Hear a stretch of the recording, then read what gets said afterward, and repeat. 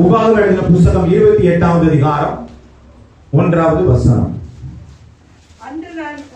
இன்று நான் உனக்கு விதிக்கிற உன் தேவனாகிய கர்த்தருடைய கட்டளைகளின்படி எல்லாம் செய்ய நீ கவனமாய் இருக்கும்படி அவர் சத்தத்துக்கு உண்மையாய் செவி கொடுப்பாயானால் தேவனாகிய கர்த்தர் பூமியில் உள்ள சகல ஜாதிகளிலும் உன்னை மேன்மையாக வைப்பார். ஆண்டவர் சொல்றாருங்க, நீ என் வசனத்துக்கு கீழ்ப்படிஞ்சுன்னா உன்னை நான் என்ன பண்ணுவேங்க?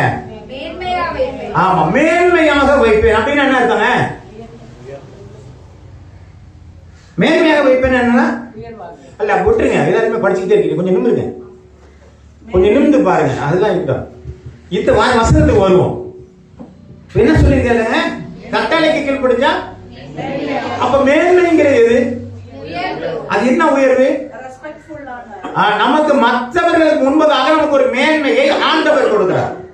நானே மேன்மை எடுத்துக்கல, நானே மேன்மைக்கானதை செய்யல. ஆண்டவர் எனக்கு ஒரு மேன்மையை கொடுக்கிறார். எப்போ? நான் ஆண்டவருடைய வார்த்தைக்கு கீழ்ப்படிந்து நடக்கும் பொழுது, நான் செய்ய கவனமாய் இருக்கும் பொழுது, இல்லைங்களா? கர்த்தருடைய வசந்த வாக்கியமா உனக்கு விதிக்கிற தேவனாகிய கர்த்தருடைய கட்டளைப்படி எல்லாம் செய்ய நீ அலட்சியமா இருக்க கூடாது. எப்படி இருக்கணுங்க? பர்ஃபெக்ட், கவனமாய் இருக்கும் பொழுது. எனக்கு மேன்மை வரல, எனக்கு உயர்வு வரலன்னு சொல்லி நாம கஷ்டப்படுறோம்னு சொன்னா நான் வசனத்துல கவனமா இல்லை. ஆமென். அப்போ ஒரு மேன்மையை ஆண்டவர் நமக்கு கொடுக்கிறார். சரி, பழைய ஏற்பாட்டுல மேன்மை மேன்மை என்று சொன்னாங்க, வேற மேன்மை அது. புதிய ஏற்பாட்டுல என்ன சொல்லியிருக்கிறாங்க அப்படின்னு வாசிச்சோம்னா 1 யோவான் 2வது அதிகாரம் 20வது வசனம்.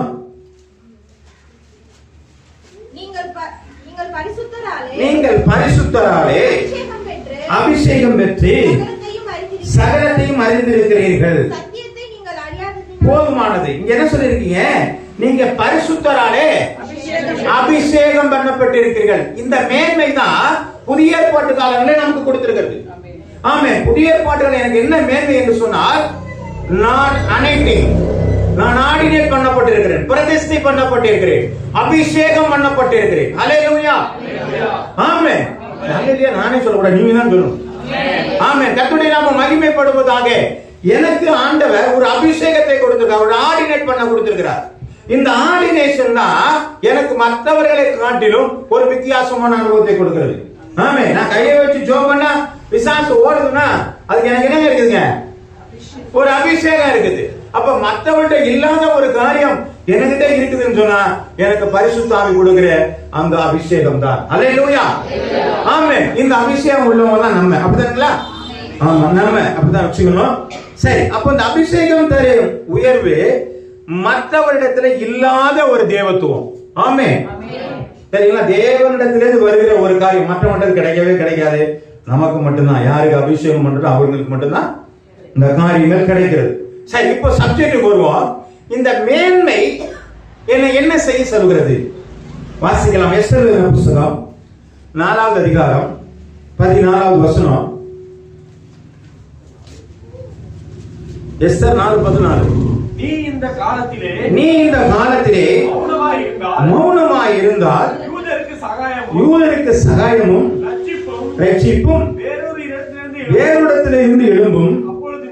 அப்பொழுது நீயும் உன் தகப்பன் குடும்பத்தாரும் அழிவீர்கள். நீ இப்படிப்பட்ட காலத்திற்கு உதவியாய் இருக்கும்படிக்கு உனக்கு ராஜ்யம் மேன்மை கிடைத்திருக்கலாமே, யாருக்கு தெரியும் என்று சொல்ல சொன்னார். இந்த சம்பவங்கள் நமக்கு தெரியும். எஸ்தர் ராஜாத்தி அங்கே ஒரு ஏழ்மை நிலையில இருந்தவள் இன்னைக்கு ராஜ மேன்மைக்குள்ளாக வந்து ஒரு ராஜாத்தியா இருக்கிறாள். ஒரு பிரச்சனை ஒண்ணு வருது. இந்த பிரச்சனைக்காக அவர்கிட்ட ஒரு செய்தி போகுது. நான் ஆண்டவர் ராஜாவை பார்க்கணும்னு சொன்னா அவரு என்ன கூப்பிடாம பார்த்தா செத்துருவேன் அப்படின்னு சொல்றாங்க. அப்பதான் இந்த வார்த்தை வருகிறது, நீ இந்த காலத்துல மௌனமா இருந்தா சகாயம் வேற இடத்துல எழுதிடும். உனக்கு மேன்மை இதற்காக கொடுக்கப்பட்டது. அல்லேலூயா. நம்முடைய வாழ்க்கையில ஒரு நல்ல வேலை கொடுத்திருக்காங்க. ஆமென். என்னுடைய வாழ்க்கையில நல்ல பொருளாதாரத்தை கொடுத்திருப்பார், என்னுடைய வாழ்க்கையில நல்ல அந்தஸ்தை கொடுத்திருப்பார். இந்த மேன்மை எதற்கு என்று சொன்னால் ஆண்டவருக்காக பயன்படுவதற்காகத்தான். ஆமென். நாம என்ன நினைக்கிறோம்? நான் சுகபோகமாய் வாழ்கிறேன். ஆமென். சுகபோகமாய் வாழ்கிறவன் உயிரோட செத்தவன். ஆமே, எதை பத்தியும் கவலை இல்ல. எனக்கு இருக்கிற வாய்ப்புக்கு நான் டெய்லி நான் பிரியாணி சாப்பிடுவேன், நல்லா தூங்குவேன், போவேன், வருவேன். இப்படி எதை பத்தியும் கவலைப்படாம இருந்தா அவருக்கு பேர் உயிரோட செத்தவன் என்று சொல்லி வேதம் சொல்கிறது. எங்கே லாசரு மரித்து போன ஒரு மனிதன் அங்கே பெயர் எழுதப்பட்டிருக்கிறது. பெயர் எழுதப்படாத ஒரு மனுஷன் இருக்கிறான். பேர் என்னங்க? அவனோட கூட இருந்த ஒரு மனுஷன் பேர் என்னங்க? அவனதான் பேரு, பணக்காரன பேரு. அவன் ஏன் யாரை பத்தி கவலை, வாசல்ல பத்தி கவலையே படலவன். ஏன் ஒருவேளை ஒரு சாப்பாடு சாப்பிட்டு போறாங்கிற எண்ணம் இல்லாமல் ஒரு இருந்திருந்த மனிதன், அவனுக்கு கிடைத்த மேன்மையில இன்னொரு நாளை வாழ வைக்க முடியும். ஆனா அதெல்லாம் எனக்கு கவலை கிடையாது, நான் உண்டு, என் வாழ்க்கை உண்டு சொல்லி இருக்கிற மனிதனுக்கு வேதம் சொல்கிறது உயிரோட செத்தவன். ஆமென், ஆமென். சரி, என்னங்க இது ஏங்க சொல்றீங்க அப்படின்னு சொன்னா, இந்த மேன்மைக்கான காரணம் என்ன? ஒரு சில வசனங்களை சீக்கிரம் வாசிச்சலாம். எஸ் சார், 3வது அதிகாரம் 8-10. ராஜாவை நோக்கி, உம்முடைய ராஜ்யத்தின் சகல நாடுகளில் உள்ள ஜனங்களுக்குள்ளே ஒருவித ஜனங்கள் சிதறுண்டு பரம்பி இருக்கிறார்கள். அவருடைய வழக்கங்கள் சகல ஜனங்களுடைய வழக்கங்களுக்கும் விகற்பமாய் இருக்கிறது. பாருங்க, எல்லா ஜனங்க மாதிரி அவங்க என்ன செய்யறாங்க? யாரு? அப்ப யூதர்களுக்கு என்று ஒரு வழிமுறைகள் உண்டு. அதை பார்த்துட்டு அடுத்தவன் என்ன பண்றான்? இவங்க வித்தியாசமான ஆளு. இததான் பெரியான் சொல்றான், அவர்கள் ஜாதிகளோட கலவாதவர்கள். அவருக்குன்னு ஒண்ணு இருக்கியா? அப்ப விசுவாசிகளுக்குன்னு ஒரு கேரக்டர் இருக்கு. ஆமென். அது எல்லாரும் போல நான் இருக்க முடியாது. எல்லாரும் போல இருந்தா நீ விசுவாசி கிடையாது. சரி, வாசிக்கலாம். ராஜாவுக்கு அவர்கள் ராஜாவின் சட்டங்களை கை கொள்ளுவதில்லை. ஆகையால் அவர்களை இப்படி விட்டிருக்கிறது ராஜாவுக்கு நியாயம் இல்ல. ராஜாவுக்கு சம்மதியானால் அவர்களை அழிக்க வேண்டும் என்று எழுதி அனுப்ப வேண்டியது. அப்பொழுது நான் ராஜாவின் கஜானாவிலே கொண்டு வந்து செலுத்த 10,000 தாளந்து வெள்ளியை எண்ணி காரியக்காரர் கையில் கொடுப்பேன் என்றான். அப்பொழுது ராஜா தன் கையில் இருக்கிற தன் மோதிரத்தை கலட்டி அதை ஆகாயினாகிய அம்மாத்தாவியதானும் குமாரனும் யூதனின் சத்துருவுமாகிய யாருக்கு சத்துருங்க? சத்துரு ஆமானிடத்தில் கொடுத்து. இப்ப போடும் போதுமான. இப்ப என்ன பண்ணிட்டாரு? இந்த யூதர்களை கொல்லணுங்கிற ஆமான் என்ன செஞ்சுட்டாங்க? இது இந்த ஆமானும் மொர்தெகாய்ங்கிற பிரச்சனைய வேற ஒரு இடத்துல இருந்து தான் வந்தது. நான் அப்புறம் அது தனியா கேளுங்க, அதை சொல்றேன். இப்போ என்ன இவங்களுக்குள்ள இருக்கிற பிரச்சனை, மொர்தெகாய்க்கு ஆமானுக்குள்ள என்ன பிரச்சனை அப்புறம் சொல்லுங்க, நான் சொல்றேன். இப்ப இந்த ஆமான என்ன செய்யறான்? இந்த யூதர்களை கூட கொன்னுடண்டா அப்படின்னு அவன் நினைச்சுக்கிட்டு என்ன பண்றான்? ஒரு லெட்டரை வாங்கிட்டான்.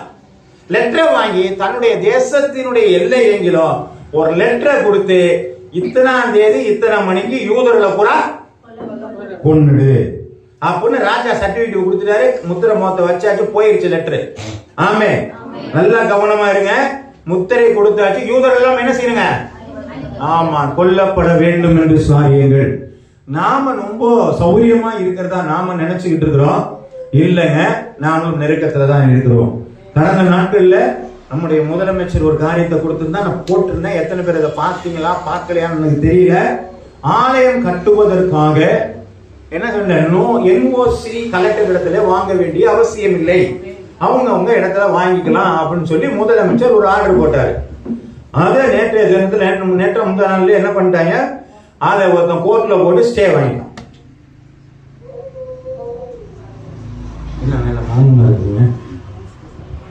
வந்துருச்சு, இங்கதான் நமக்குள்ளதான் வந்துச்சு. இன்னைக்கு 3000 பேர் உத்தரப்பிரதேசத்துல இன்னைக்கு ட்ரைனிங் எடுத்துக்கிட்டு இருக்கிறாங்க. எல்லாருக்கும் துப்பாக்கி, கத்தி, எல்லாரும் எதுக்குங்க? சிறுபான்மையை கூட ஒழிச்சுக்கணும். கடந்த நாட்கள் ஒரு மிஷினரியை பாக்குறோம், அவரை அடிச்சு அவர் கையை கட்டி வாயில சாணியை கொடுத்து இல்லைங்களா, அவ்வளவு கொடுமை பண்ண காரியங்கள். இது எதுங்க? என்ன பண்ணாரு அவரு? ஒண்ணுமே பண்ணல. சர்ச்சில் இருக்கிறவரை புடிச்சு கொண்டு இந்த வேலையெல்லாம் பண்ணி இருக்கிறாங்க. அப்போ ஒரு நெருக்கங்கள் இன்னைக்கு வந்து கொண்டு இருக்கிறது. இந்த ஆமானை போல இன்றைக்கு அநேகர் என்ன செஞ்சிட்டு இருக்கிறாங்க? இன்னைக்கு இந்திய தேசத்திலே வந்து கொண்டு இருக்கிறார்கள். ஆமே, அப்ப முத்திரை போதப்பட்டதான ஒரு காரியம் வந்து விட்டது. சிறுபான்மை அடிக்கும் போது போலீஸ் பக்கத்துல தான் பார்த்துக்கிட்டு இருக்க வட இந்தியாவில். ஆமே, எதுவுமே பண்ணல, பார்த்துக்கிட்டு தான் இருக்கிறாங்க. சிறுபான்மையாக இருந்த தலித்துடைய குடும்பங்களில அடிச்சு உடைக்கிறாங்க, வீடுகள் அடிச்சு உடைக்கிறாங்க, போலீஸ் பார்த்துட்டு தான் இருக்குது. அப்ப இப்படிப்பட்ட காரியங்கள் நடைபெறுகிறது என்று இந்தியாவில் நடைபெறுகிறது என்று சொன்னால் ஒரு நெருக்கங்கள் வந்திருக்கிறது என்பதை நாம் உணர வேண்டும். அங்க இருக்கிற காரியம் இங்க வர்றது ரொம்ப லேட்டாக. அல்லேலூயா. அப்ப என்ன பண்ணுங்க, பேரை மாத்திருவாங்க.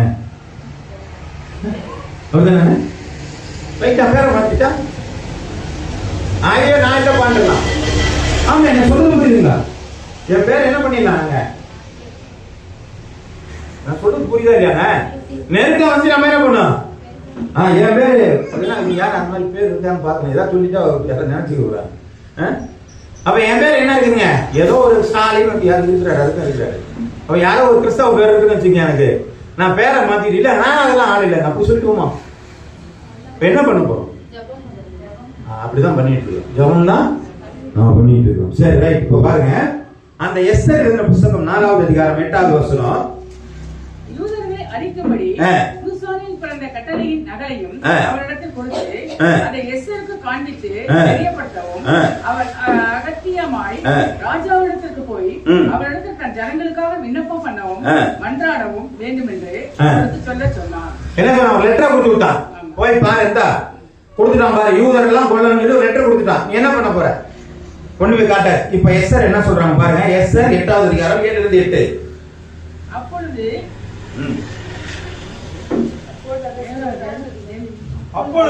இல்லம்மா, எஸ்தர் 4:16. நீர் போய் எஸ்தர் 4:16. சூசானில் இருக்கிற யூதரை எல்லாம் கூடி வர செய்து அல்லும் பகலும் குடியாமலும் குடியாமலும் இருந்து எனக்காக உபவாசம் பண்ணுங்கள், நானும் என் தாதிமாரும் உபவாசம் பண்ணுவோம்.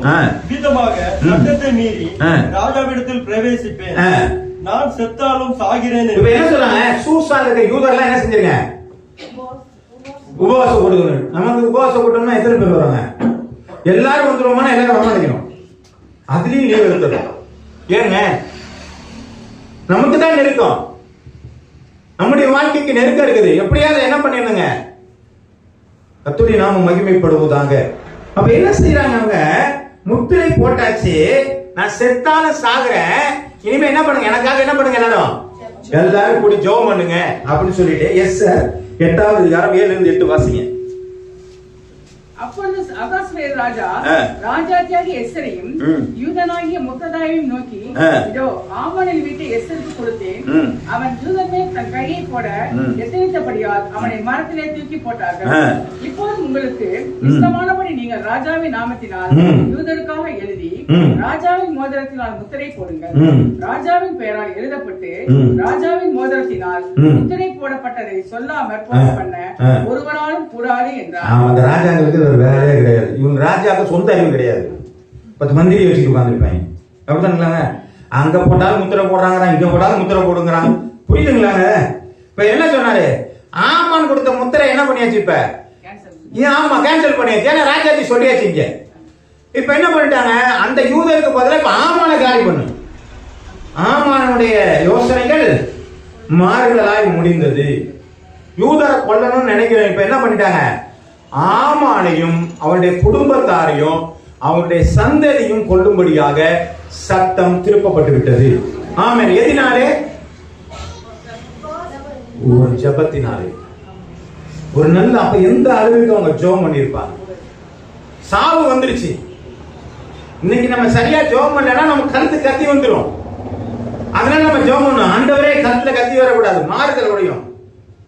புரியுதுங்களா? அந்த உணர்வு வரும்பொழுதுதான் நமக்கு கழுத்தில கத்து வந்தாதான் உணர்வு ஜபம் வரும். நமக்கு ஒரு பிரச்சனை வந்தாதான் நம்முடைய ஜபங்கள உற்சாகமா இருக்கும். ஆமென். பிரச்சனை ரொம்ப சாதாரணமா இருந்தா, பிரச்சனையே இல்லாம இருந்தா, ஆமென். கர்த்தருடைய நாமம் மகிமைப்படுவதாக. ஆண்டவரே, கொடுத்த ஜெப குறிப்புக்காக ஸ்தோத்திரம். அதை ஆசீர்வதி. என்னங்க ஜெப குறிப்பு? ஏதோ சொன்னாங்க, மறந்துட்டேன். ஆமென். என்ன ஜெப குறிப்புன்னு சொன்னாங்க? கான்செஷனே கிடையாது. ஒரு பிரேயருக்கு வந்தா சில பேர் என்ன செய்யறாங்க? அப்படியே உட்காந்துட்டு எங்கேயோ இருந்துட்டு திடீர்னு என்ன சொல்றாங்க? நீங்க ஜெபம் பண்ணுங்கன்னு சொன்னா அவங்க சொல்றாங்க, ஆண்டவரே கொடுத்த ஜெப குறிப்புக்காக ஸ்தோத்திரம், இந்த ஜெப குறிப்பை ஆசீர்வதிங்க. நல்ல பதில கொடுக்க. என்ன ஜெபம் சொன்னாங்க என்னன்னே தெரியாது. அப்ப கவனம் இல்ல. கழுத்துல கத்தி இருந்தாலும் நமக்கு என்ன பண்ணுங்க? அப்ப எப்போதும் கழுத்துல கத்தி வைக்கிற அளவுக்கு நம்மகிட்ட ஒரு நெருக்கம் வந்தா மட்டும் தான் நம்முடைய ஜெபம் எப்படி இருக்குங்க? சரியா இருக்கும். ஆமென், ஆமென். கர்த்தருடைய நாமம் மகிமைப்படுவதாக. நினிவே பட்டணம் கலக்கப்பட போகுதுன்னு சொன்னதான் அவங்கள்ட்ட ஒரு பக்தி வைராக்கியம் வந்து ஜெபம் பண்ண ஆரம்பிச்சாங்க. நினிவே பட்டணம் தப்பி வித்தது என்று சொல்லி பார்க்கலாம். அப்ப நமக்கு ஒரு நெருக்கம் வரும்போது மட்டும்தான் நம்ம ஜெபம் பண்றோம். மற்ற நேரத்தில் ஜெபம் பண்ணல இல்லைங்க. நீங்க எப்பொழுதும் நீங்கள் ஜெபம் பண்ணுவராக இருந்தால், அதனால சொன்னேன், வழக்கத்தின்படியாக தானியேல் ஜெபம் பண்ணா வாழ்க்கையில் ஒரு நல்ல மேன்மை வந்தது. சிங்கத்தை அவனால கட்டி வைக்க முடிந்தது. ராஜாவே சொல்லிட்டான், தானியேலுடைய தெய்வம் இல்லாமல் வேற தெய்வம் இல்லை என்று. காரணம், அவன் வழக்கத்தின்படியா, ஒரு எதிர்பார்ப்பு இல்லை. காலம்பரம் என்னத்துக்கு ஜெபம் பண்ண போறோம், மத்தியானம் என்னத்துக்கு ஜெபம் பண்ண போறோம், ராத்திரி என்னத்துக்கு ஜெபம் பண்ண போறோங்கிற ஒரு எண்ணம் இல்லை அவனுக்கு. ஜெபம்னால ஆண்டவர்கிட்ட பேச போறேன். ஆமென். காலம்பரம் ஆண்டவர் என்ன பேச போற, மத்தியானம் என்ன பேச போற, ராத்திரி, இதுதான் பிரச்சனை. கர்த்தருடைய நாமம் மகிமைப்படுவதாக.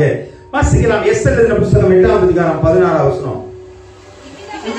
எவ்விதமாய் யூதருக்கு வெளிச்சமும் மகிழ்ச்சியும் களிப்பும் கனமும் உண்டாயிற்று. அப்போ அந்த ஜெபத்தினால என்ன உண்டாச்சுன்னா, ஆமான் தூக்கிலிடப்படுகிறான்.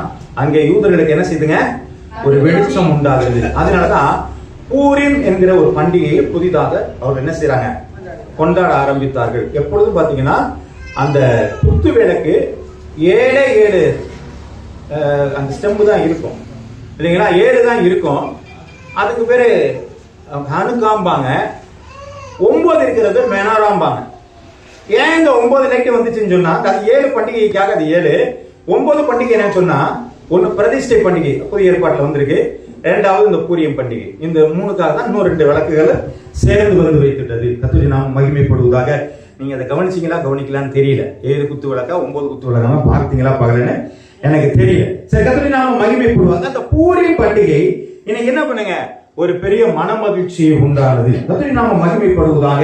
ஆதியாகம புத்தகம் 45வது அதிகாரம் 5வது வசனம். என்னை இவ்விடத்தில் வரும்படி நீங்கள் சஞ்சலப்பட வேண்டாம். அது உங்களுக்கு விசனமாயும் இருக்க வேண்டாம். ஜீவனை ரட்சனை செய்யும்படிக்கு தேவன் எங்களை முன்னே அனுப்பினார். கர்த்தருடைய நாமம் மகிமைப்படுவதாக. யோசேப்பை குழிக்குள்ள போட்டாலும், சிறைச்சாலையில போட்டாலும், எங்க தூக்கி போட்டாலும் அவன் என்ன பண்றாங்க, எங்க போய் நிக்கிறான், அரண்மனையில பார்வண்ட போய் நிக்கிறான். ஆமே. அப்ப அவனை எதுக்கு அங்க கொண்டு போனாங்கன்னா, இவர்கள் பாதுகாக்கப்படணும், இவருடைய சந்ததிகள் பாதுகாக்கப்படும், ஜீவ ரட்சணையை செய்யும்படிக்கு என்னை ஆண்டவர் முன்பே அனுப்பினார். அப்ப அவனுக்கு மேன்மைக்கு பின்பதாக அந்த யூதர்கள் காக்கப்பட வேண்டும் என்கிற ஆண்டவருக்கு ஒரு காரியம் இருந்தது. அல்லேலூயா. அந்த 12 கோத்திரம், 11 கோத்திரத்துல ஒரு கோத்திரம் தான் யோசேப்பு. பாக்கி 11 கோத்திரம் காப்பாற்றப்பட வேண்டும். அந்த 11 கோத்திரம் பஞ்சத்திலே செத்துவிடக் கூடாது என்பதற்காக ஜீவ ரட்சணியம் பண்ணும்படியாக ஒரு கோத்திரமாகிய யோசேப்பை ஆண்டவர் பார்வோனிடத்தில் எகிப்திலே கொண்டு போய் சேர்த்திருக்கிறார். அல்லேலூயா. அப்ப ஆண்டவருடைய நோக்கம் என்ன, யூதர்கள் மடிந்து போக கூடாது. அல்லேலூயா. ஏன்னு சொன்னா, இது என்னுடைய ஜனங்கள், இவர்கள் என் துதியை சொல்லி வருவார்கள். ஆமென், ஆமென். கர்த்தருடைய நாமம் மகிமைப்படுவதாக. இப்ப வாசிக்கலாம். யோவான் எழுதின புத்தகம் 17வது அதிகாரம் 14 இருந்து 18 வசனங்கள் வரை. நான் உலகத்தார் அல்லது போல. இது வந்து இந்த 17வது அதிகாரம் வந்து இயேசு கிறிஸ்து ஒரு ஸ்டேட்மெண்ட் கொடுக்கிற மாதிரி, ஆண்டவருக்கு ஒரு ஸ்டேட்மெண்ட், ஒரு அறிக்கை கொடுக்கிறார். அதுதான் வாசிங்க 14. நான் உலகத்தான் அல்லாதது போல. நான் உலகத்தான் அல்லாதது போல. அவர்களும் உலகத்தார் அல்ல. யார் உலகத்தார் அல்ல? கொஞ்சம் புரியுதா? சவுண்ட் வரலையே, நல்ல சொல்லுங்கம்மா. ஏன் நான் உலகத்தை அல்லாதது போல அவர்களும் என்ன செய்யலங்க, உலகத்தார் அல்ல. யாருங்க? ஏன் ஜனம் உலகத்தார் அல்ல, அவன் வேற ஆளு. வாசிங்க. உம்முடைய சத்தியத்தினாலே அவர்களை பரிசுத்தமாக்கும். அவருடைய பரிசுத்தமாகும். உம்முடைய வசனமே சத்தியம். நீர் என்னை உலகத்தில் அனுப்பினது போல, நீ என்னை உலகத்தில் அனுப்பினது போல அவர்களை உலகத்தில் அனுப்புகிறேன். நான் அவர்களை உலகத்தில் அனுப்புகிறேன். அவர்களும் சத்தியத்தினாலே பரிசுத்தமாக்கப்பட்டவர்களாகும்படி என்னை தானே பரிசுத்தமாக்குகிறேன். பரிசுத்தமாக்குகிறேன். இவர்களுக்காக வேண்டிக் கொள்ளுகிறதல்லாமல். 14 18 நான் உம்முடைய வார்த்தை அவர்களுக்கு கொடுத்தேன். நான் உம்முடைய வார்த்தையை அவர் கொடுத்தேன். அங்க இருந்தா வரணும். நான் உம்முடைய வார்த்தையை, அப்போ வார்த்தை யார் கொடுத்திருக்காரு? நமக்கு கொடுத்திருக்கிறார். அப்ப எனக்கு வார்த்தையை கொடுத்ததுனால நான் உலகத்தான் நல்லது கூட, அப்ப வார்த்தை எனக்குள்ள வந்ததுனால நான் உலகத்தார் அல்ல.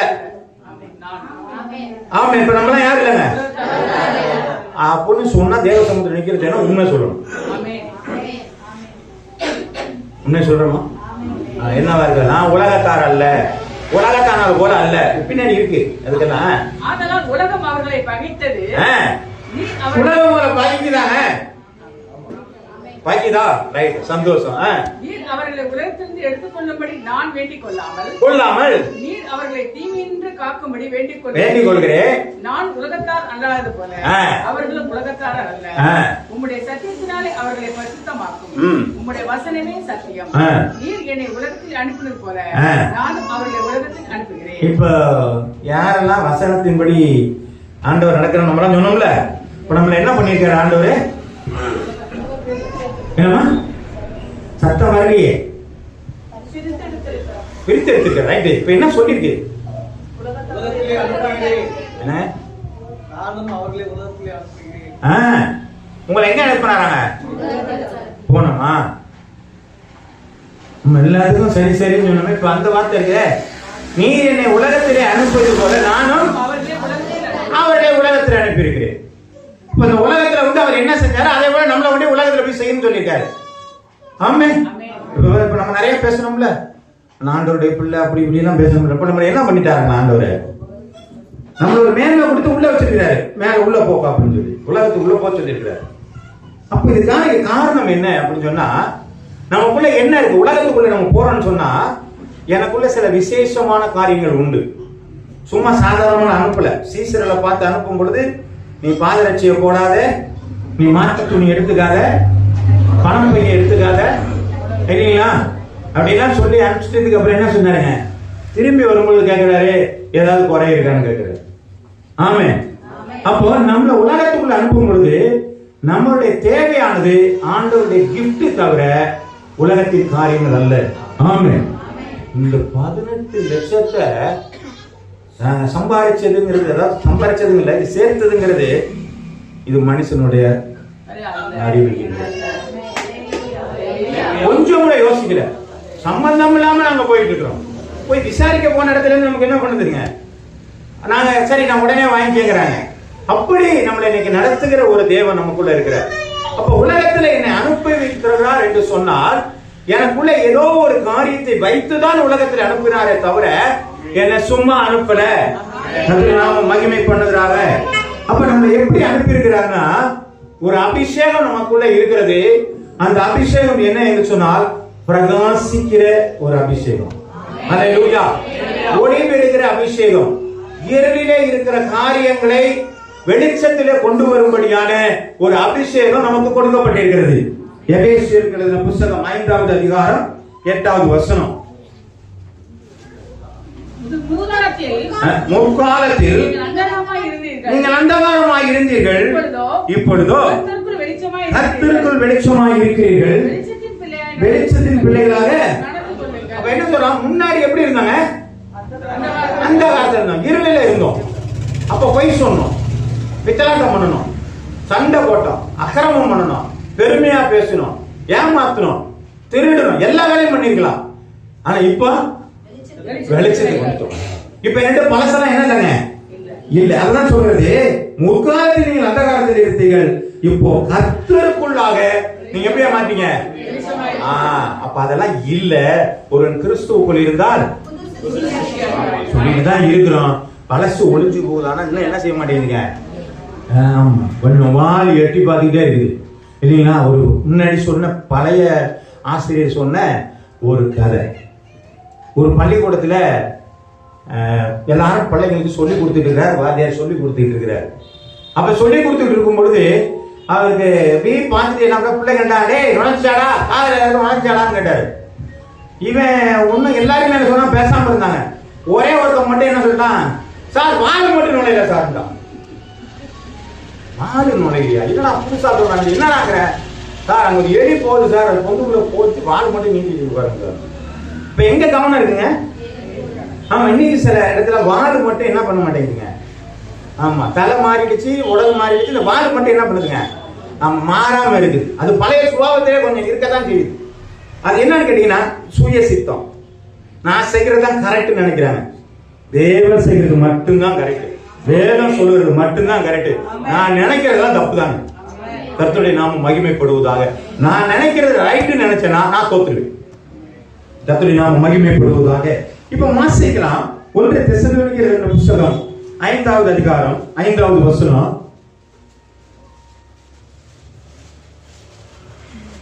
நீங்கள் எல்லோரும் வெளிச்சத்தின் பிள்ளைகளும் மகளின் பிள்ளைகளுமாய் இருக்கிறீர்கள்.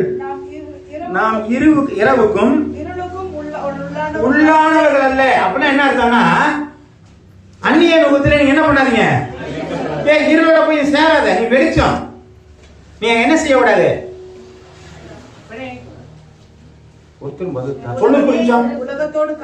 நீங்க நான் சொன்னதுக்கு பதில் சொன்னாதான் உங்களுக்கு புரிஞ்சிச்சுன்னு அர்த்தம். ஆமே, நான் சொல்ல புரியுங்களா? வெளிச்சத்தின் பிள்ளைகளா இருந்தா என்ன சொல்லிருக்கு வேதம்? இருளுக்கு உள்ளானவர்கள் அல்ல. அந்நிய நுகத்திலே அவிசுவாசியோட நீங்க என்ன செய்யாதீங்க, பிணைக்கப்படாதீங்கன்னு சொன்னா நமக்குள்ள என்ன இருக்க கூடாதுங்க, அங்க ஒட்டு உறவுலாம் நம்ம என்ன செய்யாதுங்க, ஹாய் பாய் அவளோட நின்றுங்க. ஆமா, கர்த்தருடைய நாமம் மகிமைப்படுவது. நான் அவங்களோட ஒட்டி உரசி நின்று நான் சொல்ல சரியா நீ சொல்ல சரியா இல்லை இது செய்யலாமா? ஆமாமா, உலகத்துல இதெல்லாம் நடக்காத விஷயமா சொல்லி நம்ம என்ன செய்யக்கூடாதுங்க, அப்படியே ஒட்டி உறவாடி வீணா போயிடக்கூடாது. அதான் சொல்லிட்டு இருக்கு. சரி, வாசிக்கிறோம் 1 தெசலோனிக்கேயர். எதை பிரகாசிக்கிறோம்? இப்ப நம்ம வாசிச்சு பார்த்ததுல நம்ம எதை பிரகாசிக்கிறோம்? நம்ம வாழ்க்கையில ஏதாவது பிரகாசிக்கிற மாதிரியா? இருள இருக்கிறவர்களுக்கு வெளிச்சத்தை எந்த பிரகாசிக்க பண்ண முடியும்? சத்தியத்தை பிரகாசிக்க பண்ணணும். ஆண்டுடைய வசனத்தை என்ன செய்யணுங்க, பிரகாசிக்க பண்ணுகிறோமா? இன்னைக்கு ஜனங்க தவறான உபதேசத்துல போறாங்க, தவறான எண்ணங்களுக்குள்ள போறாங்க. நேற்று ஒரு அருமையான ஒரு சகோதரிகிட்ட பேசியிருந்தேன், ஒரு ஆர்சி சகோதரிகிட்ட பேசியிருந்தேன்.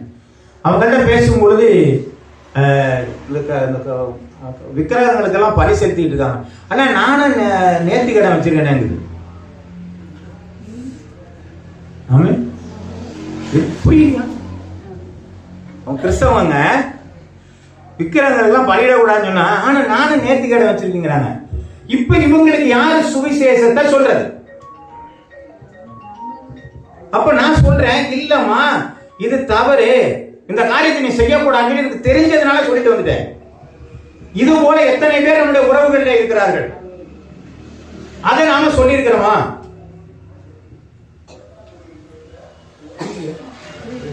சொன்னோம்னா சொல்லுங்க, இல்லைன்னா இல்லைன்னு சொல்லுங்க.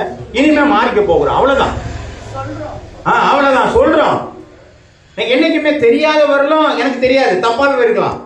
ஆனா தெரிஞ்சதுக்கு அப்புறம் நம்ம என்ன செஞ்சிட கூடாதுங்க, தப்பா போயிடக்கூடாது. அவ்வளவுதான் பிரச்சனை.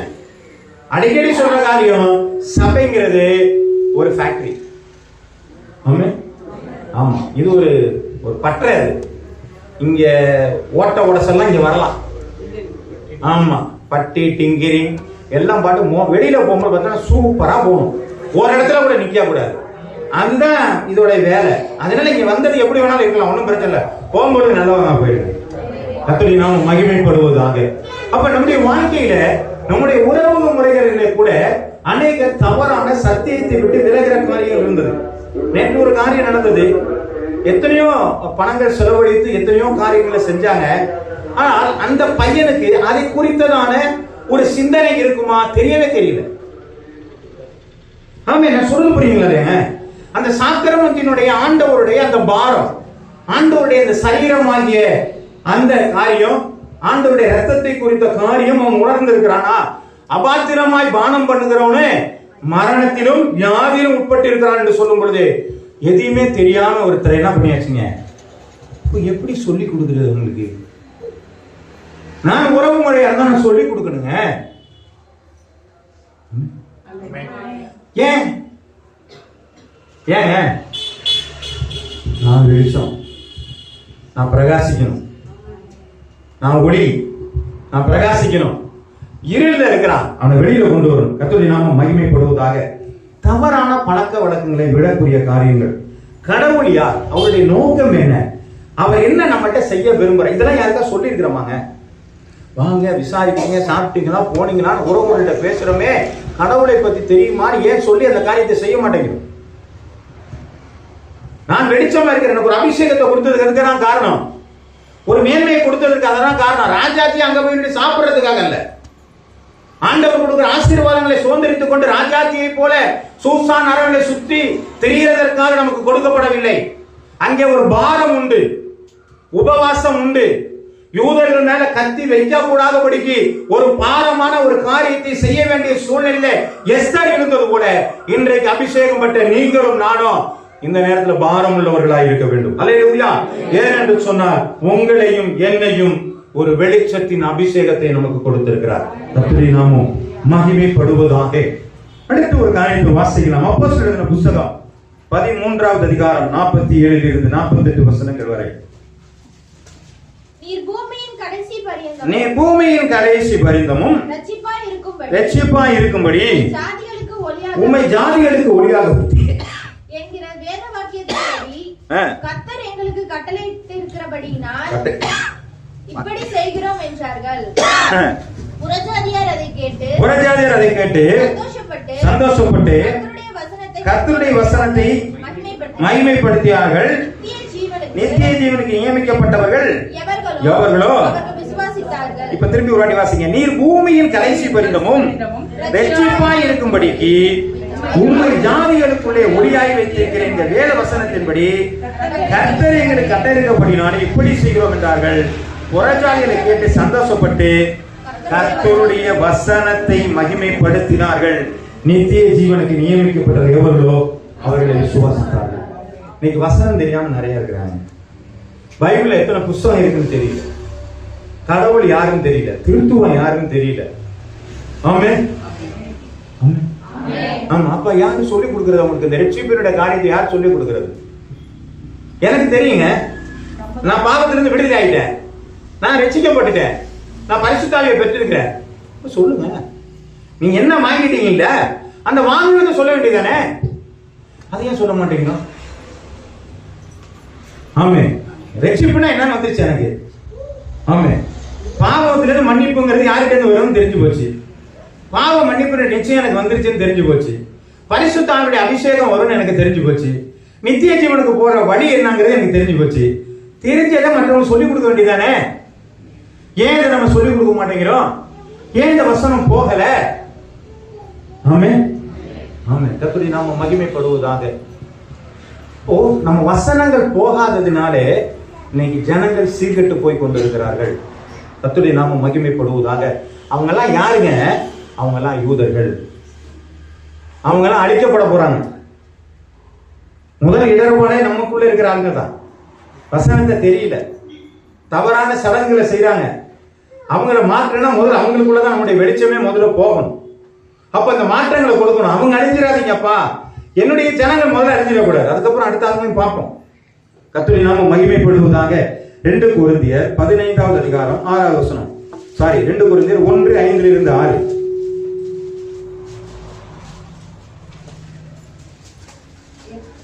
எப்படி எனில் கிறிஸ்துவினுடைய பாடுகள் எங்களிடத்தில் பெருகிறது போல கிறிஸ்துவினால எங்களுக்கு ஆறுதலும். அப்ப எவ்வளவுக்கு எவ்வளவு எனக்கு கஷ்டம் வருதோ அவ்வளவு எனக்கு என்ன பண்றீங்க? ஆறுதல் எனக்கு ஆண்டவர் கொடுத்துட்டு இருக்கிறார். நான் சுவிசேஷத்தை சொல்ல சொல்ல எனக்கு வருகிற பாடுகள்ல எனக்கு ஆறுதலையும் ஆண்டவர் என்ன செய்யறாருங்க? கொடுத்துக்கிட்டே இருக்கிறார். 2 பேரை கொண்டு போய் சிறைச்சாலை வச்சு போட்டு குத்தி கொண்டு வச்சுட்டாங்க. கால அசைக்க முடியல, கையும் அசைக்க முடியல. ஆனா அங்க என்ன பண்ண? தூதித்து பாடிட பாத்திருமே. அப்படிதானங்க?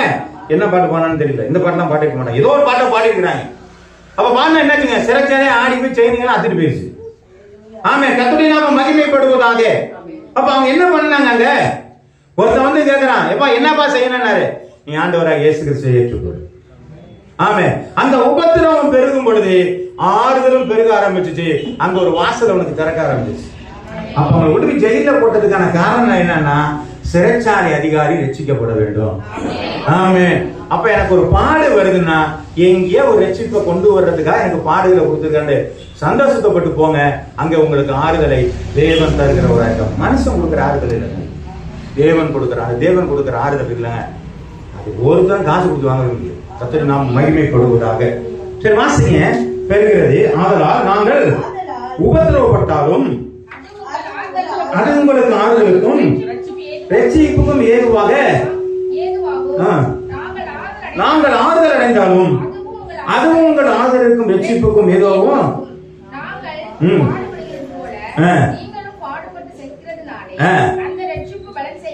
அப்போ ரட்சிப்புக்காக தான் நான் பாடுபட்டு இருக்கிறேன். ஆமே. அப்ப நம்ம என்ன பண்ணணும்? மற்றவருடைய ரட்சிப்புக்காக நம்ம என்ன செய்யணுங்க? நம்ம வீட்டை விட்டு தாண்டதே சிரமம். நான் எங்க போய் பாடுபடுறது, அடுத்தவங்களுக்கு எங்க போய் சொல்றது? ஆமே. கர்த்தருடைய நாமம் மகிமைப்படுவதாக. உங்களுக்கு கிடைத்த அந்த ராஜ்ய மேன்மை எதற்கு என்பதை முதலில் புரிந்து கொள்ளுகிறவர்களாக இருக்கிறது. எங்கோ கடந்தவங்களை எல்லாம் பிடிச்சி நம்மளை கொண்டு வந்து இன்னைக்கு பாவத்தோடு இருந்த நம்மளை, அக்கிரமத்தோடு இருந்த நம்மளெல்லாம் கொண்டு பரிசுத்தமாக்கி ஒரு உயர்வுல கொண்டு போய் நம்மளை வச்சிருக்கிறாருன்னு சொன்னா சும்மா வைக்கலங்க, நோக்கத்துக்காக வச்சிருக்கிறாரு. யூதர்கள் அழிக்கப்படக்கூடாது, கர்த்தருடைய பிள்ளைகள் ஒரு நாளும் அழிக்கப்படக்கூடாது என்பதற்காகத்தான் ஆண்டவர் நம்மளை வைத்திருக்கிறார். வாசிக்கிறார் 2 தெசலோனிக்கேயர் 2வது அதிகாரம் 14வது வசனம்.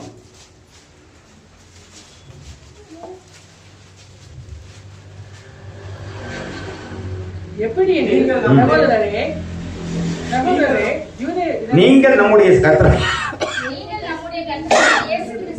இயேசு கிறிஸ்துவின் மகிமையை அடையும் பொருட்டாக எங்கள் சுவிசேஷத்தினாலே அந்த ரட்சிப்பு அவர் உங்களை அழைத்திருக்கிறார். அல்லேலூயா. அப்ப நான் சுவிசேஷம் அறிவிச்சுதான் ஆகணும். யதார்த்தமா ஒரு ஆள் கண்டுபிடிச்சு எக்ஸ்பிளைன் பண்ண முடியும். தயானா நான் போய் சுவிசேஷத்தை அறிவிக்கிறேன். பைபிள்ல 5 வகை ஊழியம் இருக்கு. ஒன்னு அப்போஸ்தலர் ஊழியம் இல்லைங்களா, ஒன்னு தீர்க்கதரிசி ஊழியம், ஒன்னு மேய்ப்பர் ஊழியம், இன்னொன்னு போதகர் ஊழியம், இன்னொன்னு 5 இருக்குமா? ஒன்னு எங்க விட்டுட்டீங்களே, அடுத்தது 5வது தான் சுவிசேஷ ஊழியம். ஆமே. இப்ப 5 ஊழியங்களும் சபையில் இருக்கணும்ல. அப்ப ஒருத்தர் சுவிசேஷம் இருக்கா, பாக்கி ஊழியங்கள் போதகர் இருக்க ஆசையா இருக்கலாம், மேய்ப்பரா இருக்க ஆசையா இருக்கலாம், தீர்க்கதரிசிகள் தேவையா, அப்போஸ்தலர்கள் தேவையா? ஆமா தேவை. இதெல்லாம் யார் வரப்போறா? அப்ப இதெல்லாம் நம்ம என்ன செய்யணுங்க? அந்த ரட்சிப்புக்கு ஏற்ற வார்த்தைகளை கொடுக்கிற ஆட்களாக மத்தவங்க சொல்லணும். என்ன ரட்சிப்புனா என்னடா? ரட்சிப்புனா என்ன? ரட்சிப்புனா என்ன? இயேசு கிறிஸ்து ரட்சகராக ஏற்றுக்கொள்வது. Right, okay. வேற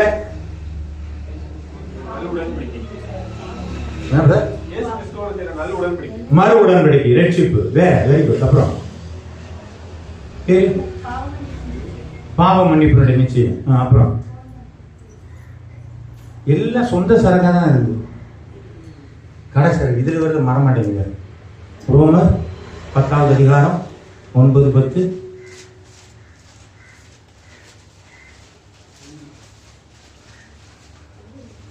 ரைட், வெரி குட்.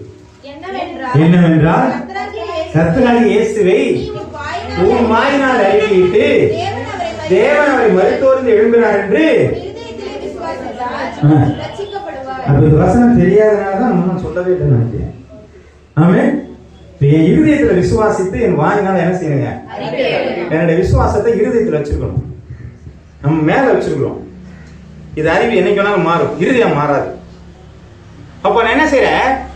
என் இயேசுவை உன் வாயினாலே அறிக்கையிட்டு தேவன் அவரை மரித்தோரிலிருந்து எழுப்பினார் என்று உன் இருதயத்துல விசுவாசித்தால் இந்த காரியத்தை நாம் சொல்லி இருக்கிறோமா? உன் பாவம் மன்னிக்கப்பட்டது, இயேசு கிறிஸ்துவை ஏற்றுக்கொள். நான் இயேசு கிறிஸ்துவை ஏற்றுக்கொள்வேன், சொந்தக்காரங்களையும் நான் ஏற்றுக்குவேன், அவங்களோட கூட இந்த ஃப்ரெண்டையும் நான் ஏற்றுக்குவேன். இப்படி எல்லாம் போற வேலை கிடையாது. அவரை மட்டும் ஏற்றுக்கணும்னு தான் சொல்லணும். அல்லேலூயா.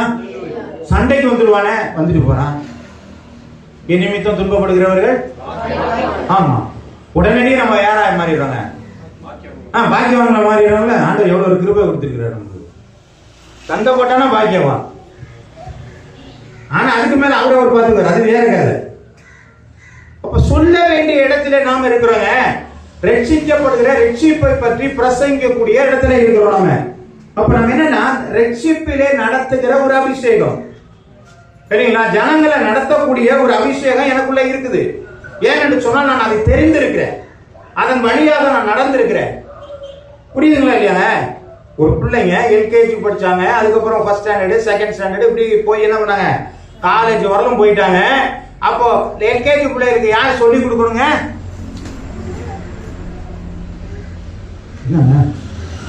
எல்கேஜி பிள்ளைக்கு யாருங்க சொல்லி கொடுக்கணும்?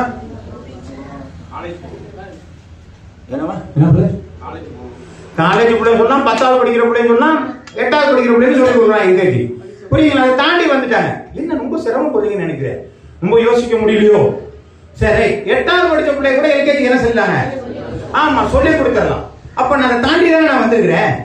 அப்ப அந்த காரியத்தை சொல்லிடலாம்ல. அவங்க எல்கேஜி கூட வர மாட்டாங்க, என்ன பிளே ஸ்கூல்ல தான் இருந்துட்டு இருக்காங்க, விளையாட்டுத்தனமா தான் இருந்துருக்காங்க இல்லைங்களா? என்ன ஏசுநாதர் தோல்ல தூக்கிட்டு ஓடிட்டே இருக்காங்க, காவியை கட்டி ஓடிட்டே இருக்கிறாங்க, மொட்டை அடிச்சு ஓடிட்டே இருக்கிறாங்க, தேங்காய் மட்டையை தூக்கிட்டு ஓடிட்டே இருக்கிறாங்க, சின்ன பிள்ளை மாதிரி செஞ்சுட்டு இருக்காங்க. இவங்களுக்கு யார் சொல்லி கொடுக்கறது? நான் தான் சொல்லி கொடுக்கணும். ஏன்? நான் அவங்களை கட்டின அதிகமா படிச்சுட்டேன். அவங்க பிளே ஸ்கூல்ல இருக்கிறாங்க, பிளே ஸ்கூல்ல இருக்கிறாங்க இல்லையா? ஆமா, எல்கேஜில இருக்கிறாங்க. ஒருவேளை ஃபர்ஸ்ட் ஸ்டாண்டர்ட் கூட இருக்கலாம். நான் காலேஜ் வந்துட்டேன், நான் சொல்லி கொடுக்கணும். ஏன் நம்ம சொல்லி கொடுக்கல? அப்ப கொடுத்த ராஜ்யம் என்ன பண்ணிட்டு இருக்காங்க? ஆமே, கர்த்தருடைய நாமம் மகிமைப்படுவதாக.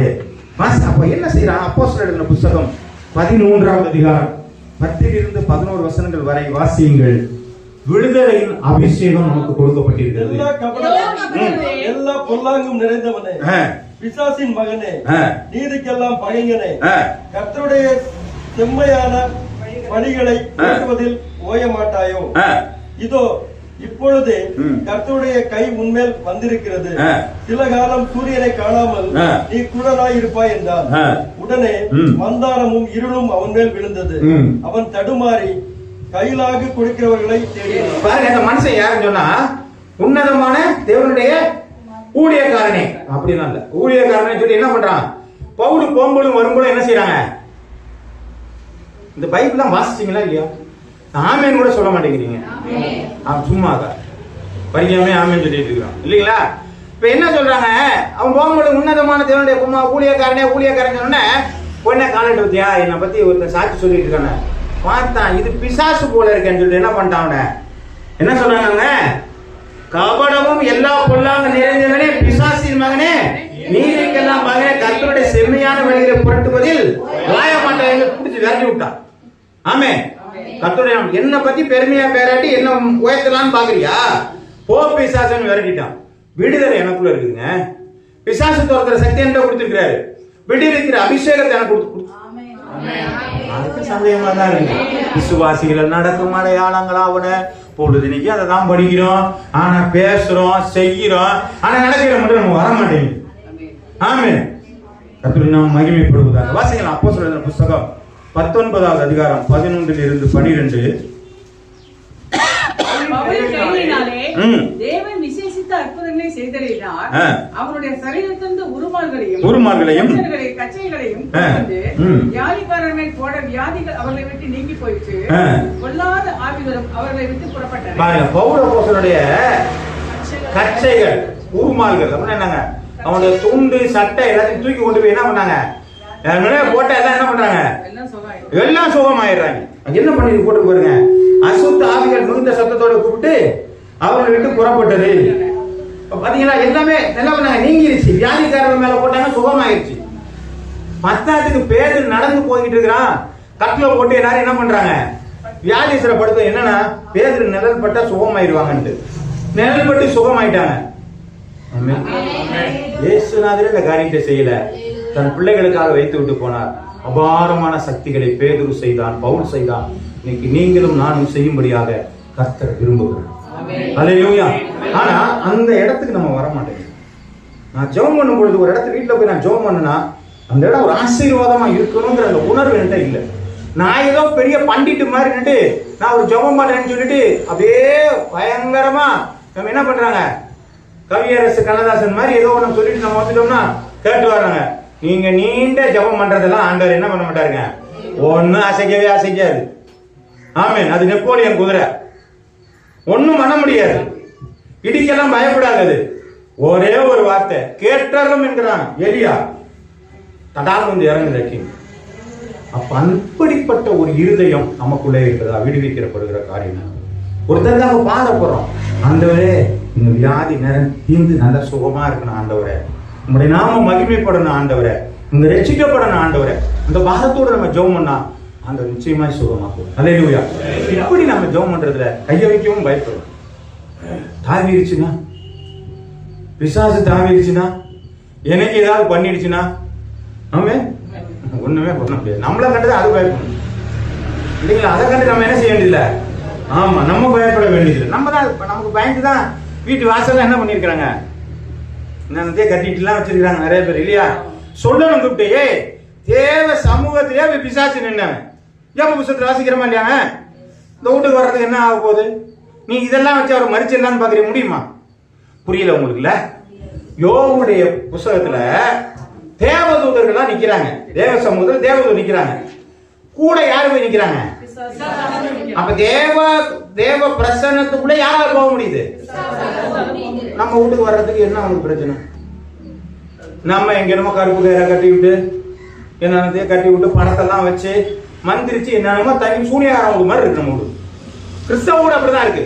சொல்லணும், டே இதை கட்டிலாம் வராதுலாம் எல்லா இடத்துக்கும் வந்துருவான்டான்னு சொல்லணும். நீ ஆண்டவருடைய பிள்ளையா இருந்தா மட்டும்தான் உன்கிட்ட வர முடியாது.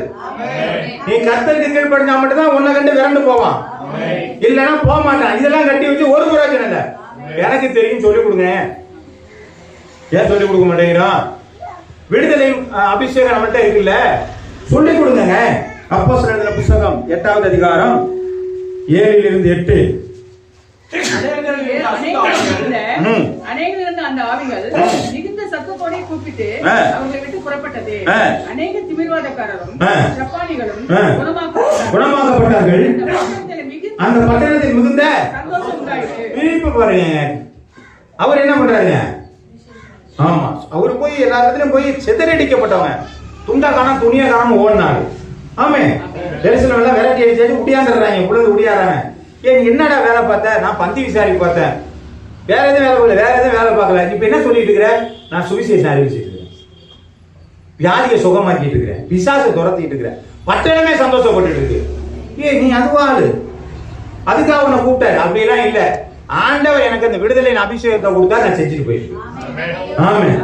திடீர்னு பாக்குறாரு, குதிரையோட போய் ஓடுறாருங்கிறாரு. அப்ப குதிரை ரதத்தோட ஓட போய் ஏறிக்கிறான். அவன் மந்திரிகிட்ட போய் பேசிட்டு இருக்கான். மந்திரிகிட்ட எப்படி போய் ஏறான்னு தெரியல. ஏன்னா அவரு பந்தோபஸ்துல ஒருவர் அவர்கிட்ட போய் பேசிட்டு என்ன பண்றாரு? நான் ஏசியா படிக்கிறீங்களா, உங்களுக்கு தெரியுமா? அங்கெல்லாம் வியாக்கியானம்லாம் பண்ணிட்டு இருக்கிறாரு.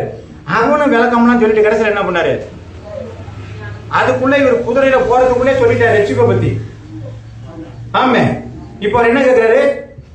தண்ணீர் இருக்கு, நம்ம சொன்ன ரட்சிப்பு கேட்ட வார்த்தையை கொடுப்போமா? அவன் பாருங்க, அவன் கவனம் கூட துடுப்பு மேலேயே இருக்குது. தூண்டில் போட்டவன் துடுப்பு மேலே கவனமா இருப்பான். அதுக்கிட்ட அசஞ்சனா பிடிச்சிட்டு விட்டுருவாங்க. அது மாதிரி நம்முடைய வார்த்தைகள் எப்படியாவது உங்களை ஆண்டவர்களை கொண்டு வந்துட முடியுமா அப்படிங்கிற நினைப்புல நம்ம பேசல. ஆனா நம்ம அப்படி பேசிட்டு இருந்ததுனால என்ன சொல்லிட்டா? ரட்சிப்பை முடிச்சு சொல்லிட்டான். இயேசுநாதர் யாரு, எதுக்கு வந்தாரு, என்ன பண்ண சொன்ன, உடன்படிக்கை பத்தி பேசணும்னு. தண்ணீர் இருக்க தடையை ஒண்ணு அப்படியே நிறுத்துறானா? நிறுத்தி போய் 2 பேரும் இறந்தாங்க. அப்படி என்ன பண்ணியாச்சு? ஞானஸ்நானம் வாங்கியாச்சு. அப்புறம் எங்க போயிட்டாரு? ஆவியானவர் வந்து போயிட்டாரு. ஆமே. அப்புறம் என்ன பண்ணாருங்க கந்தாய மந்திரி? அவனை காணவில்லை, அவன் தன் வழியே தொடர்ந்து போனான். கஷ்டப்பட்டுனாரா? போயிருங்க வசனத்துக்கு பார்ப்போம். அவர்கள் தண்ணீரிலிருந்து கரையேறின பொழுது கர்த்தருடைய ஆவியானவர் பிலிப்பியை கொண்டு போய் விட்டார். மந்திரி அப்புறம் அவனை காணாமல் சந்தோஷத்தோட தன் வழியே போனார். சந்தோஷத்தோட போயிட்டாரு. ஆமே. யார் ஞானஸ்நானம் கொடுத்தது? அவர் என்ன பண்ணாரு? அவர் ஊருக்கு போயிட்டாரு. இப்ப அவர் தேடியெல்லாம் திரும்பி என்ன பண்ண மாட்டாரு. இப்ப இதுலயே நமக்கு நிறைய பிரச்சனை இருக்கு. ஆமே. நான் எந்த சபையில ஞானஸ்நானம் வாங்கினேனோ, நான் எந்த ஊர்ல இருந்தாலும் அதுதான் எனக்கு சபை. இதுவே விக்கிரக ஆராதனை. அப்ப எது மேல உங்களுடைய விசுவாசம் இருக்குங்க? சபை மேல இருக்கு, அந்த போதகர் மேல விசுவாசம் இருக்கு. நீங்க எங்க இருக்கிறீங்களோ பக்கத்துல இருக்க ஒரு சபைக்கு போறீங்களா, அதுதான் சபை உங்களுக்கு. அதுதான் ஆண்டவர் உங்களுக்கு கொடுத்த காரியம். அதுலதான் நீங்க வளர போறீங்க. அதுலதான் உங்களை வளரணும்னு ஆண்டவர் முடிவு பண்ணுறாரு. இல்ல இல்லங்க நாங்க அங்க போனேன், எனக்கு ஒருத்தர் ஞானஸ்நானம் சிம்லாவில் இருக்க நாங்க போறது. நான் சொல்ல முடியும், எனக்கு கொடுத்த பாஸ்டர் சிம்லாவில் இருக்கிறாரு.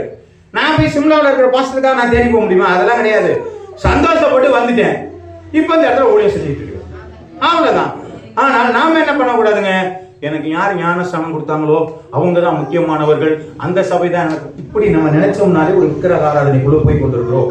அப்ப சபையை விசுவாசிக்கிறோம், போதகரை விசுவாசிக்கிறோமே தவிர நீங்கள் எடுத்த உடன்படிக்கையை விசுவாசிக்கவில்லை. ஆமென். கர்த்தருடைய நாமம் மகிமைப்படுவதாக. அப்ப சரி வாசிக்கிறோம். அப்ப வியாதி பிசாசு இதுல இருந்தெல்லாம் நம்மளை விடுதலை பண்ணும்படியாய் ஆண்டவர் நம்மளை வைத்திருக்கிறார். ஆமென். இப்போ நமக்கு கொடுக்கப்பட்டதான இந்த அபிஷேகம் தான் இன்னைக்கு நம்முடைய ஜனங்களுக்கு ஏதோ ஒரு சந்தோஷத்தை கொடுக்க வேண்டியிருக்கிறது. அப்ப இருக்கிற ஒரு பகுதியில இயேசுவுக்காக மாறணும் என்று சொன்னால் நாம ஏதோ ஒரு விடுதலையை எதிர்பார்த்து இந்த ஊர் இருக்கிறது. நீங்க இந்த இடத்துல ஒரு சபை வச்சிருக்கிறோம்னு சொன்னா இன்னுமா நமக்கு அவ்வளவு பெரிய இடத்தை வாங்குவதற்கான பொருளாதாரத்தை ஆண்டவர் கொடுத்திருக்காருன்னு சொன்னா ஆண்டவர் இந்த இருநூறு ரட்சிக்கப்பட வேண்டும் என்று சொல்லி தேவ திட்டம் இருக்கிறது. ஆமென். கர்த்தருடைய நாமம் மகிமைப்படுவதாக. அதற்கு நான் என்ன செய்றேன்? என்ன செய்ய போறோம்? நான் அபிஷேகம் பண்ணப்பட்டவன். எனக்குள்ளே விடுதலையின் அபிஷேகம் இருக்கிறது. சுவிசேஷத்தின் அபிஷேகம் எனக்குள்ளாக என்ன செய்துங்க? எனக்குள்ளாக இருக்கிறது. கர்த்தருடைய நாமம் மகிமைப்படுகிறதாக. பிரகாசத்தினுடைய அபிஷேகம் என்னிடத்தில் இருக்கிறது. இப்ப இந்த அபிஷேகத்தை நான் வச்சுக்கிட்டு நான் தூக்கி சுமந்துட்டு இருக்க காரியம் அல்ல, இதை பயன்படுத்துகிற ஒரு காரியமா என்னிடத்தில் இருக்கிறது. கர்த்தருடைய நாமம் மகிமைப்படுவதாக. இந்த காரு நான் ஓட்டினாதான் எனக்கு பயன்படும், இல்லைன்னா அது வெறும் இரும்புதான். ஆமென். அப்போ நான் பயன்பட்டால் ஒழிய நான் ஆண்டவருடைய பிள்ளையா இருக்க முடியுமே தவிர நான் பயன்பட விட்டால் நான் யாரோ ஒரு நபர் தான். ஆமென். கர்த்தருடைய நாமம் மகிமைப்படுவதாக. இப்ப வாசிங்க எசேக்கியேல் எழுதின புத்தகம் 3ஆவது அதிகாரம் 18-19 வசனங்கள் வரை. எசேக்கியேல் 3:18-19. சாகவே சாவாய், நான் துன்மார்க்கனுக்கு சொல்லுகிறேன், நீ துன்மார்க்கனை தன் துன்மார்க்கமான வழியில் இராதபடிக்கு ஆண்டவரை அறியாதபடிக்கு துன்மார்க்கமாய் ஜீவிக்கிற துன்மார்க்கனுக்கு வழியில் இராதபடிக்கு எச்சரிக்கையா இருக்கும்படி அவங்களுக்கு எச்சரிக்கையா இருக்கும்படிக்கு அவனை உயிரோட காக்கும்படியாகவும் அதை அவனுக்கு சொல்லாமலும் நீ அவனை எச்சரிக்காமலும் இருந்தால் அந்த துன்மார்க்கன் தன் துன்மார்க்கத்திலே சாவான், அவன் ரத்தப்படியோ. இன்னைக்கு இரும்பூர்ல நம்ம சுவிசேஷத்தை சொல்ல ரத்தப்படியோ நம்மகிட்ட தான் கேட்க போறேன். அப்ப இரும்பூர்ல வச்சிருக்க நோக்கம் தெரியுதுங்களா? நான் அப்படியே ஸ்டைலா போயிட்டு ஸ்டைலா சுத்திக்கிட்டு வர்றது என்ன முடியாது. இந்த இரும்பூர் மாறணும்னு சொன்னா மாறலன்னா என்கிட்ட ரத்தப்படி கேட்க போறேன். ஆமே. அடுத்த ஒரு வசனம் வாசிங்க. நீ துன்மார்க்கனுக்கு எச்சரித்தும் துன்மார்க்கத்தை தன் திரும்பாமல் போவான், அவன் தன் துன்மார்க்கத்திலே சாவான், நீயோ என்றால் உன் ஆத்மாவை தப்புவிப்பாய். ஆமா, இது ஒரு காரியம் நம்மகிட்ட இருக்குது. நீங்க சொல்லிட்டு அவன் கேட்கலன்னு சொன்னா அவன் துன்மார்க்கத்தை அவன் வந்துட்டு ரத்தப்படி என்ன செய்யாதுங்க. அப்ப நம்ம என்ன செய்யறோம்? எல்லாத்தையும் நீ கேட்டா கேட்டு விட்டாவிடு. இப்பதான் நமக்கு சொன்ன அந்த வசனத்தை வாசிங்க. முதல்ல மேல வசனம் வாசிச்சோம் பாத்தீங்களா? எஸ்தர் 4:14. எஸ்தர் 4:14. இந்த காலத்தில் நீ மௌனமாய் இருந்தால் தூதருக்கு சகாயமும் ரட்சிப்பும் வேறொரு இடத்திலிருந்து எழும்பும். அப்பொழுது நீயும் உன் தகப்பன் வீட்டாரும் அழிவீர்கள். நீ இப்படிப்பட்ட காலத்துக்கு உதவியாக இதுக்காக தான் உங்களுக்கு ஒரு மேன்மையா கொடுத்திருக்கிறாங்க. இதுக்காக உங்களுக்கு அபிஷேகத்தை கொடுத்திருக்கிறார் ஆண்டவர். இருக்கும்படி நீ இப்படிப்பட்ட காலத்துக்கு உதவியா இருக்கும்படி உனக்கு ராஜமகிமை கிடைத்திருக்கலாமே, யாருக்கு தெரியும் என்று சொல்ல சொன்னார். அப்புறம் அப்போது எஸ்தர் முகத்தாய்க்கு மறுபடியும் சொல்ல சொன்னது. அதுக்கு மேல பாருங்க, திரும்பி சொல்ல சொன்னது, நீ ராஜாவின் அரண்மனை இருக்கிறதினால் மற்ற யூதர் அல்ல. இன்னொன்னு தெரியாது போட்டிருக்குமே, வேறு இடத்துல குடும்பத்தாரும் நீங்கள் என்ன செய்வீர்கள்? அழிவீர்கள் என்று சொல்லி என்ன செஞ்சிருக்காங்க அதுல போட்டிருக்க பாக்குறோம் இல்லைங்களா? இப்ப இந்த ராஜ மேன்மையை நமக்கு கொடுத்ததற்கான காரணம் சுவிசேஷம் அறிவிக்க வேண்டும், அறியாத ஜனங்களுக்கு அறிவித்தாக வேண்டும். அப்படி அறிவிக்கலன்னு சொன்னா கொஞ்சம் கஷ்டமான வார்த்தை தான் சொல்லியிருக்கிறாங்க. எனக்கு நான் இருக்க முடியாது. ஏனென்று சொன்னால் நான் அவைகளை பெற்றுக் கொண்டிருக்கிறேன். ஆண்டவருக்கு நான் கடனாளியா இருக்கிறேன். ஆண்டவருக்கு நன்றி உள்ளவனா இருக்கணும்னு சொன்னா அந்த காரியத்தை செய்துதான் ஆகும். அல்லேலூயா. இதுவரையிலும் போயிடுச்சுங்க. இனிமேலாவது ஆண்டவரே, நான் பார்க்கிறவர்களுக்கு, அறியாத ஜனங்களுக்கு, தவறாய் நடக்கிறவர்களுக்கு ரட்சிப்பை பற்றி சொல்ல வேண்டும் என்கிற ஒரு எண்ணம் நமக்குள்ளே வரும். நம்முடைய தலைகளை தாழ்த்தி